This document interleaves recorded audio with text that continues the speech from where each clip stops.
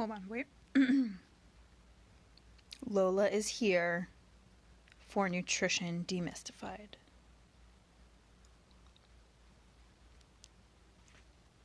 Happy Sunday. Welcome to Nutrition Demystified. Hope everyone's doing well. So tonight we are talking about macro balance. And this conversation, I think I'm probably going to keep a little short for a few reasons. One is that I just hate it, if I'm being honest. I just am like, I think, no matter what profession you're in, there's like topics that you just get sick of. And I'm like just kind of sick of macros. But alas, it is an important thing. So we're going to have a nice conversation about it.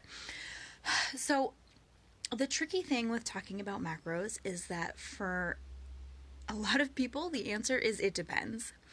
The exact balance you're going to need is going to be different from the balance that I need, is going to be different from the balance that the next person needs. What I will say about macro balance. So macro balance, we're talking about proteins, carbs, fat, right? Those are our three main elements of the food that we eat.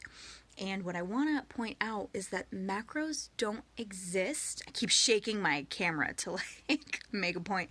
Macros don't exist in a vacuum, okay? Most foods have multiple macronutrients. Like not many foods are just fat, just protein, just carbohydrates. They all have a mix because they all matter. So what I will say, one thing that I used to run into a lot that I definitely don't run into quite as much anymore, is that a lot of people do need to up their fat intake. Like I said last week in our conversation about fats, I think we're getting kind of away from the fear of fat, and most people know that good fat intake is important. But now we have this battle where people fear carbs. I saw #war on carbs the other day, which just makes me sigh. But then you also see the other end of the spectrum, right? Where the people are like, give me all the carbs, give me the pizza, give me the, whatever. All of the macros are important. They all have their roles that they play in the body, and they all belong in a healthy diet, period. When it comes to percentages and XYZ, it's hard to give a definite answer. But where I usually ask that most of my clients start is somewhere balanced. So something like a 40%, 30%, 30% split. With the highest percentage, I usually encourage to be fat, and then protein and carbs about equal. When it comes to the macros, what we want to achieve, what we're trying to achieve is metabolic flexibility. We want our body to be able to take any one of the macronutrients and use it to make fuel. Problems come in when most of us are kind of in this sugar burning state, right? The standard American diet is heavy in carbohydrates, especially refined carbohydrates. So our body is used to using these quick, sugary energy sources, and it's like it forgets how to use the others, the fat and the protein. Is what we tend to see happen. So we want our body to easily go back and forth between using all of the macronutrients for energy. That is when we're going to have consistent energy levels. That's when we're going to find ourselves pretty happy with our body composition. That's the ideal. So we don't get there by not eating some of the macronutrients. Like if I don't eat carbs, again, for some people, that might be a good option. For most people, I don't recommend it. Obviously, the keto diet has been really great for some people, and that's awesome. I think most things like that are meant to kind of be temporary.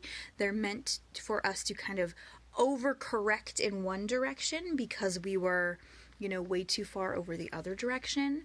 For the average person, an adequate balance of macronutrients is where we want to be. And without going into too much of the nuances, because I just don't, that's not what this live is for. that's going to be the recommendation. So I like a 40%, 30%, 30% split, with the highest percentage being fat, because fat obviously has more calories per gram. So it's going to be easier to hit that higher number when it's coming from fat. The other thing I see is most commonly protein just not being high enough. Like, we're so wrapped up in the carbs and the fat that we forget about the protein. Protein intake being at about 30%. Again, it's a range. It might be 25 to 30%, is where we want it to be to maintain our muscle mass, and to make sure we have just adequate amino acids to build all of the things inside our body. That's stuff other than muscle mass, like we talked about on the protein call. So that's really all I'm going to say about macrobalance. We need all three of them. There's a reason all three of them exist. And if you look in nature, all three of them usually exist together, right? They don't exist in a vacuum. So all of them are important in the diet. I was just going to go on another soapbox ranting about man-made high-fat shit, but I'm not going to do that. Eat all the macros. Eat them in a good balance, and just eat ones that are of good quality, okay? What's of highest importance in my philosophy is that we need to eat real, whole foods, nutrient-dense foods. That's step one. Step two is we need to digest them. So those are the two priorities, and if you're doing that, then you're doing good. Yeah, that's really all I'm going to say about macrobalance. Eat them all. Eat them balanced, and live your life.